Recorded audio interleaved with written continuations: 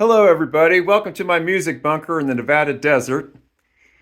And I want to show you this picture of the portals of the past. I'm going to talk a little bit about the history of the steel guitar before I perform for you. This picture here is showing the portals of the past. Here's a picture of portals of the past compared with the painting.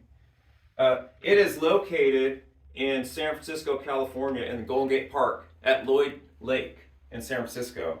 And it's very important for the steel guitar's history, the pedal steel guitar. Really quick, not to go into all the details. I'm sure there's other people have all more details than I do. But the steel guitar is a Hawaiian instrument, but it's related. It traces all the way back to ancient Israel, to an Israelite king named King David. He was the king of the united northern area of Israel and the southern kingdom of Yehuda. And he was a musician. And also, besides being a general and a king, he was a musician. And he wrote a lot of the songs and the psalms and so forth. These are the three passages in this book of Psalms that talk about an instrument of 10 strings. Okay, the steel guitar, of course, did not exist in its modern form in ancient Israel, but it's the only modern instrument that has 10 strings that's used as a praise instrument often. So the family of stringed instruments can be traced back to ancient times. So it can be argued that the psalters and lyres and different harps and things that, of course, harp is different, but the guitar can be traced back in its original form all the way back to ancient Israel. And you can trace it to Europe and over to Portugal. Now, the Portuguese, it was a seafaring nation at that time in a big way. And apparently they did a lot of trading with the Hawaiians, the Polynesians, and the Hawaiian Islands. And apparently the Hawaiians got a hold of the Portuguese guitar and developed a style of playing with a bar and playing it flat, and came out with the steel guitar, what we know as the steel guitar. Of course, they didn't have any pedals and all that, it's all later. But anyway, what happened in 1906, and why it's kind of interesting from where I'm filming this video. I live in the Nevada desert near the high mountains. You're thinking, well, what does that have to do with anything? Well, in the high mountains here, there's Mount Whitney, it's like 14,000 feet above sea level. And then not too far away is the lowest point in North America. It's almost 300 feet below sea level at Death Valley. And that's caused by the shifting of the Pacific and the North American plates of the earth. They're moving. And since they're always moving, it causes an uplift. And that's why our mountains are just straight up. This is right outside of the music room. There's a mountain that's 11,000 feet. And right here, it's only 4,400 feet. It's so tall like that because of the earthquake movement. So, what happened in 1906? There was a big earthquake. And not only that, there was a big fire. There was a big fire in San Francisco. It basically burned the whole city down. And anyway, so there was a railroad magnate. In 1899, of course, the railroads at that time that's big business. He was a railroad tycoon. And his name was Albin Town. He had a mansion on California Street on Nob Hill in San Francisco. It's right where you ever ridden the cable cars, and there's that park there. It's right in that area there.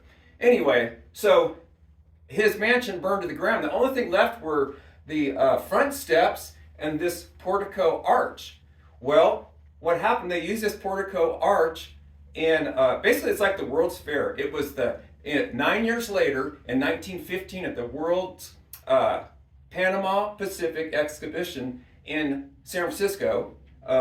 They used this and it had little wood nymphs dancing around it. You can see some videos online about this history.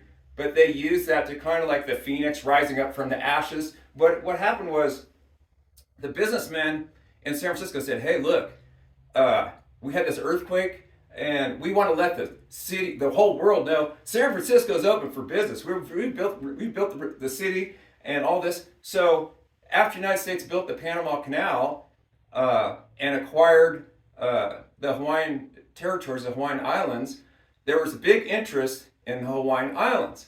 Anyway, let's see, 1915, so that would be,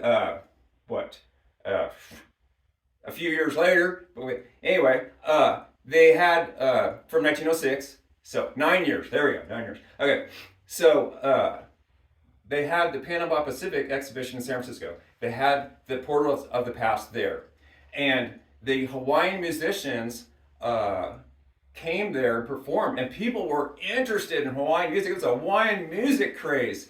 And they introduced the steel guitar in all places in San Francisco. That was not the only place, though, on the West Coast. Also in Seattle, Washington, which is another port city, and of course, Los Angeles. Of course, now later, past 1915, it was about 1922 or so, there was an inventor called George Beauchamp, and he invented the electronic pickup for the first electrified musical instrument, which was a lap steel guitar, which this is related to. All these things are related. And then Mr. Rickenbacker down in the LA area, I think Santa Ana, I could be wrong, but in 1932, I think it was, he came out with the frying pan steel guitar, one of the first mass-produced electrified instrument steel guitar. Anyway, but getting back to San Francisco.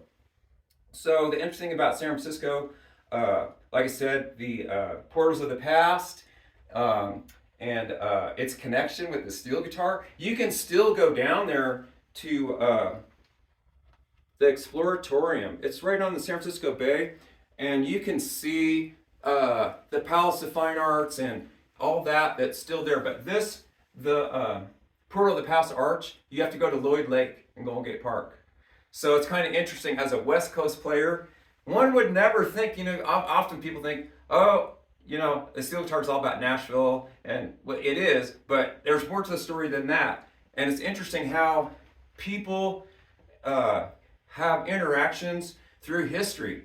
So it's like, who would ever guessed Portuguese sailors, Hawaiians, and some guy living in the Cal-Neva region of the Sierras, and ancient Israel will all have like this connection through history with music, and it's just amazing. But anyway, so I'm going to do you a little selection here, and it is called, of course, Portals of the Past. Here we go.